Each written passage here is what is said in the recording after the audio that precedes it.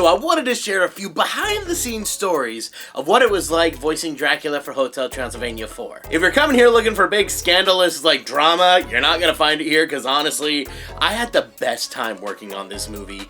Everyone who I worked with on it and everyone who I interacted with were all so wonderful. I have nothing but great stories to share, but some of them were pretty fun, and I wanted to share some of these fun stories. Like, one of my favorite stories I love to tell people behind the scenes is that while I was working on the movie, I had to basically make out with my hand in front of a group of totally random strangers.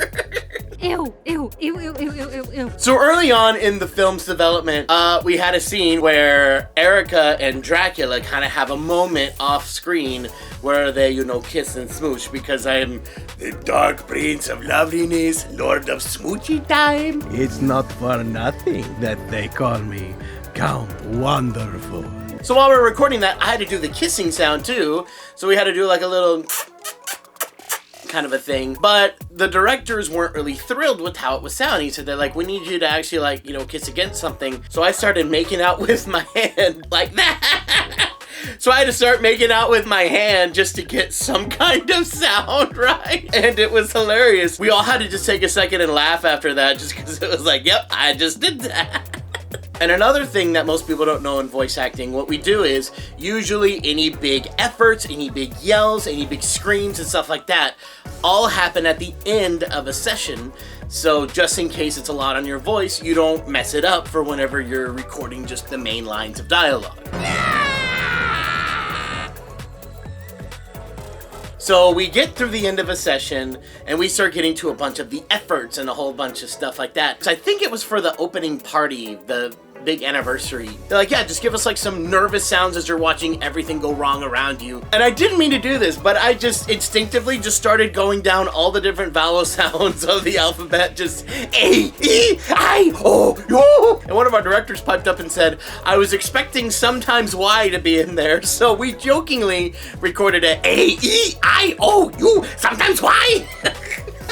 And when I first watched the movie, I was listening intently for that, because I was like, oh, please tell me you guys were able to put it in. Please tell me you guys were able to put it in. And I've never been able to find it. But somewhere in the archives of the audio that wasn't used for this movie, we have sometimes why in there. And that was a really funny moment for me. I don't know why. It always makes me smile when I think about it. And also, recording the movie did present some challenges.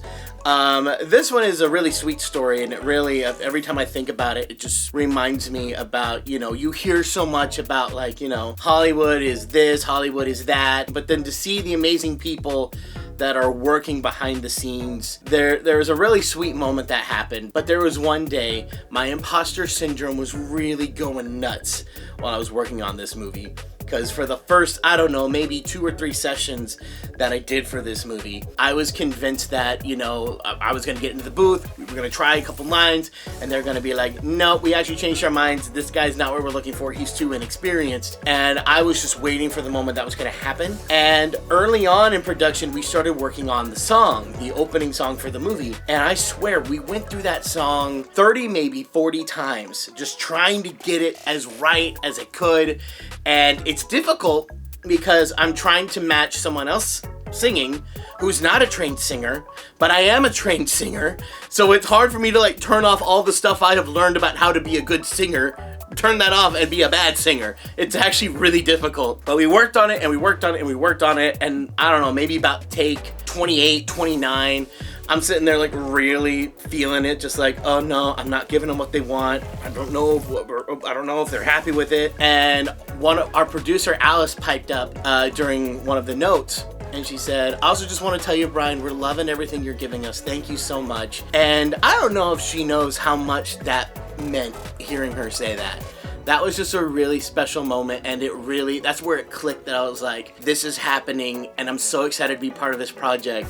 And I feel like really part of the team, you know? And that was a really powerful moment for me, and probably the moment I think about most as a voice actor. Like, if I'm starting to let that imposter syndrome come up, it's just like, hey, they may not be saying it right now. Hey, if they're moving on to the next line, you gave them what they're looking for, they're happy. Just keep remembering that and just keep moving forward. And that's been a really beneficial thing for me and my mental health when it comes to this job, because I very much am the kind of guy I will get in my own head and overthink. But yeah, I just wanted to share some fun behind the scenes stories and also share just how amazing everyone was who worked on this movie. I have nothing but amazing memories from this, and I'm still pinching myself that I got to do this job in the first place. Thank you, Sony, so much. I know it's like 3 years ago I did this, but I'm still thankful and so grateful even 3 years later.